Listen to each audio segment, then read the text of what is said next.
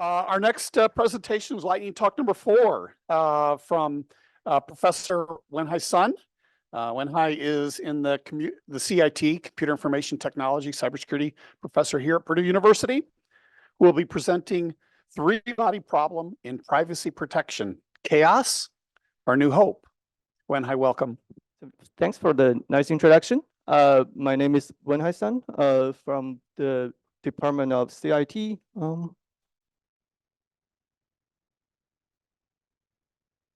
Oh, okay. All right. My research revolves around these 4 areas. Privacy enhancing technology development, and zero trust decentralized system. We design blockchain applications. We study the security and the privacy problems there, and we try to improve the performance of blockchain by option solutions. We are also interested in AI security and accountability. We design a proactive defense for the federated learning system. And also we want to provide interoperability to the deep reinforcement learning agents to understand the critical actions and the time steps. Yeah, we're also doing research on the cyber physical systems. We do the vulnerability discovery and the swarm attestation, and also the authentication, right? So you may find more information on my personal website or scan this code, all right? So what is three-body problem, right? I believe most of you, probably know this because the recent, the TV series on Netflix, right? So this tells the story of the alien invasion we're all fascinated about, right?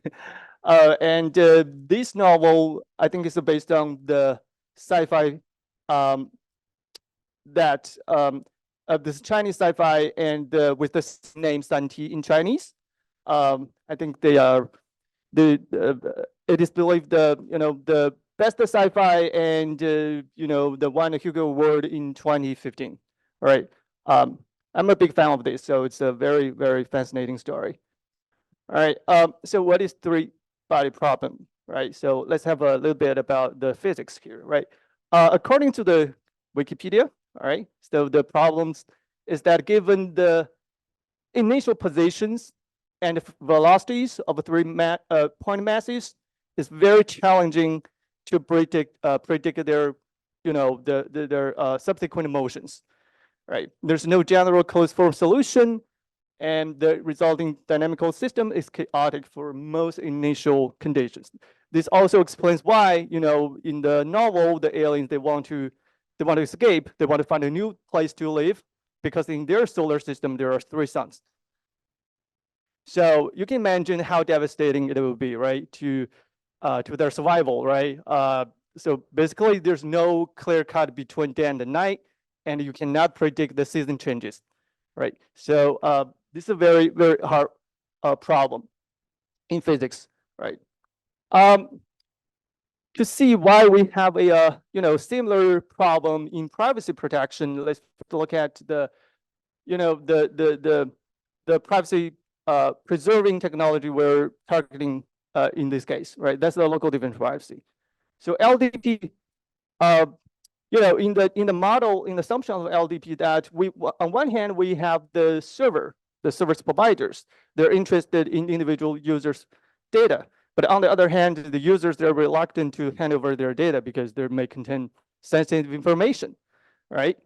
So LDP addresses this problem by add noise, quantifiable noise on the local side.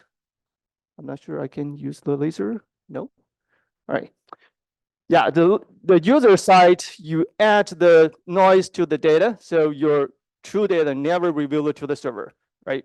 And the server just collect those noisy reports and aggregate them. And at the aggregate level, the data still be useful to the downstream applications, right? So LDP has been widely used in many commercial products. For example, the Apple iOS, they are using LDP to learn information about emojis. Google Chrome browser, they are also using LDP to learn your browsing history and the homepage information. Microsoft implemented LDP to learn how their customers interacted with their products, right? So, based on that, according to that description of LDP, we can see that there's a clear trade-off between privacy and the utility, right? More noise added means that, the degraded quality of the utility, right? In general, we can tweak that balance with this parameter epsilon, we call the privacy budget, right? And by tweaking that, we can accommodate, I think, many, the requirements of the privacy and utility needs for many applications, right? So this is the map on the right-hand side. That's the map that shows the population density of the Indian state. Right? Reflects the true ground truth information. And on the left, that's after the LDP, after the the noise injection. So this is the utility we can get, right? Yes, this might not precisely reflect the real world, but still, to some extent, still we can see the rank of those population density by their, by the counties, and we can still use it, right? So we can tweak that parameter to do this. This is nice. All right.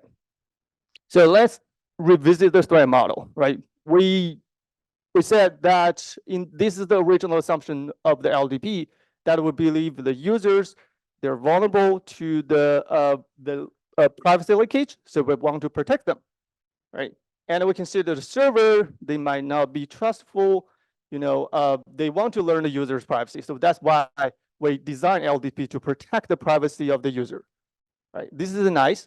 And also we believe that the users, they're compliant, right? They will, honestly, faithfully execute the protocol, right? That's good.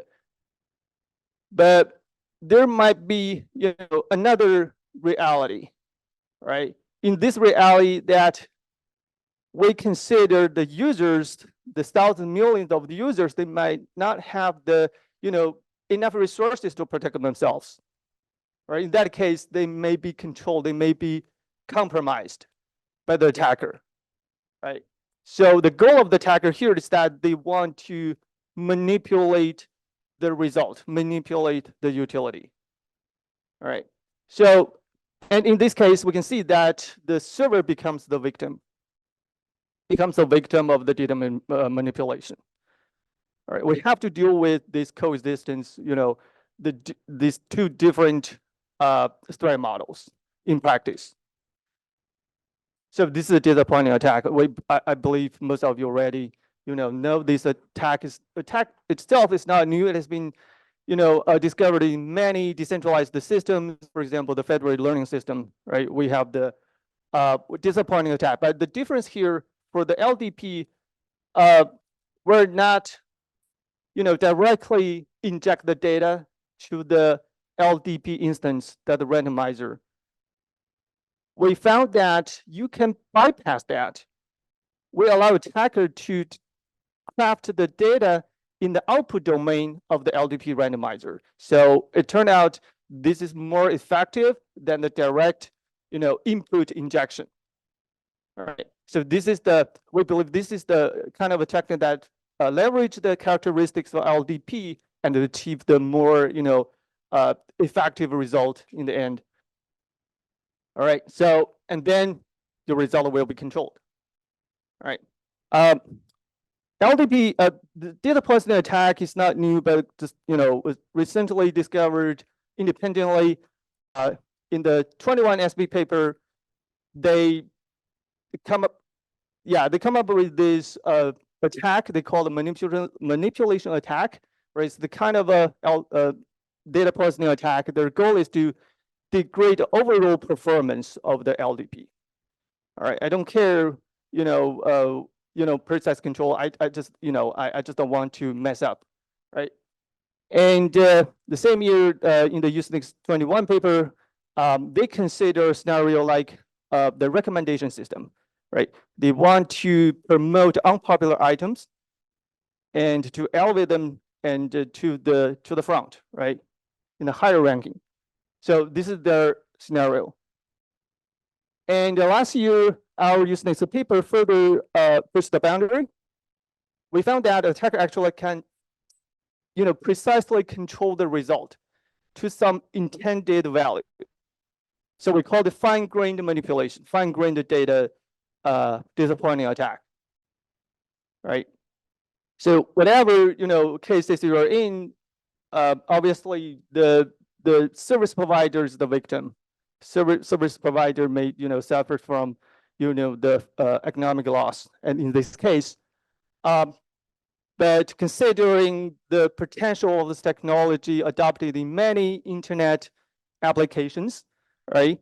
It may have a broader impact beyond that. For example, it's going to affect the trust or our confidence in these service providers, right? And another thing is that you may consider that this may also harm the internet freedom, right? So consider a situation that a repressive government, they want to control the information. That's the censorship, right? Control the information on the internet, and they don't need to directly to target any individual users, but instead they can do disappointing attack. So their goal is that they want to change the final result, right? Consider this is some online election, for example, right? They can do that. They can do this stealthy censorship and suppression, right? Oops. Right. Eventually, we land on this problem, three-body problem in LDP. Right. We have privacy, we have utility, and now we have a third factor, security. So privacy and the utility, the relationship is kind of well known, their trade-off, but we try to understand the other two sides, right? Privacy, security, and utility and security. So what do we know so far, right? For the security and the privacy research revealed that first, so we have this trade-off. We also have this trade-off relationship. Say you have higher privacy, which makes your protocol more vulnerable to attack, so lower security. But in our paper, we also showed this consistency relationship. Higher privacy actually, elevate the security. So you may want to know which one is correct, right? Because if we have a clear answer, we can design more effective solution, right? But unfortunately, both answers are correct. It really depends on the attack goals, right? And also the strategies you're using. So there's are different constant attacks and something that we cannot predict in advance. We cannot predict that, so we cannot adopt the more effective way to defend against it. I'm sorry. All right. So recently we just published the paper about this on arXiv. So we want to emphasize this this robustness angle. This is something that additional to the utility measurement. This should be another very important factor when you design LDP protocol. We also review the new relationship between LDP design and efficacy, attack performance, and we also propose the zero-shot detection. Right. It means that the service provider, they don't need to know the ground truth information. Right. So they can detect. For the security and the utility, it generally believed that the utility has been destroyed in this case because the attacker wants to control, right? And in most of the work they're working on to kind of recover the result, but their goal is to reduce the attack again. But reducing attack again doesn't really mean that you can bring up the utility, because here we're using different metrics to match these two perspective aspects. So there's a mismatch, right? And also most of the work assume that there's a attack is ongoing. So currently we're working on review the inherent relationship, and also we want to, retain the utility regardless if there's an ongoing attack or not. All right, the limitation of the current research is that somehow we want to reduce that complex relationship to a bilateral, simplified model, this two-body problem. All right, that's good, right? Once we have a simplified model, we may have a more clear, more the effective solution. But the problem is that we may get biased. We cannot see the whole picture, of the landscape, right? But on the other hand, to deal with this complexity, there's three factors that is challenging. We're still have no clues. So we're looking for a new hope in this case, right? Yeah, AI. Yes. So, but there's a reason, right? So we already seen that all those stunning result, of the LLM, right? Understanding the complex real world complexity, and also they know how to solve these intractable problems, right? That's nice, right? That's also inspired our work, right? In this career project, we're aiming to design machine learnable privacy enhancing framework. Our ultimate goal is to inspire or inform the AI assisted privacy technology development. And we want to enable a machine intelligence that can understand, attend to our privacy, security, and utility needs whenever we want them, right? There are some goals, and we're working on them, and already have some, promising, the evidence. And eventually, we want to build a privacy agent, machine intelligence that can, harmonize the security, privacy, and utility, and they can also provide the interoperability to their critical actions, so people understand what's happening there. And also we want to, at the same time, we want to provide the high quality the services, to all the users. And yeah, so I think that's everything here. So I'll stop here. All right, thank you so much.